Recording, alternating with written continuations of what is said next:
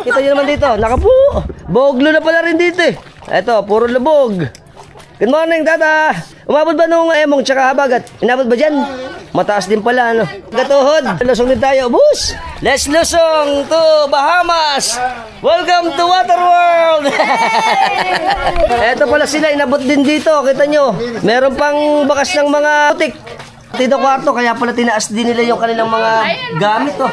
Ay, hirap pala pag ganito. Taas pa nga lang. Eto, mataas pa yung bahay nila, kuya. Baka siguro 3 hollow blocks to, eh. Pumunta ka Mahigit pa nga naman. Lubog natin bahay. Lubog daw doon sa likod. Inabot ba yan? Ah, naku, taas pala, ano. Tsaka dito pa, oh. Tayo sa likod. Pero dito, lubog na lubog. Naku po, eto yung bahay nila dito. Patay tayo dyan. Dahil ito malapit sa palaisdaan. Oh, lubog na lubog. Hanggang doon sa likod. Puro boglo. Yari. Kasama natin si Ate Teresa. Ito yung bahay nila dito sa Lantad. Ito pala, sumanap lang sa kanila. Hindi naman inabot. Mainam naman. Lang sa kanilang harapan, inabot. Hindi kumpara doon sa kabilang bahay. Oh. Parang hanggang dibdib doon. Magpas pa daw doon. Doon sa may kahoy. Pumantay na daw sa may bato. Naku po, yari.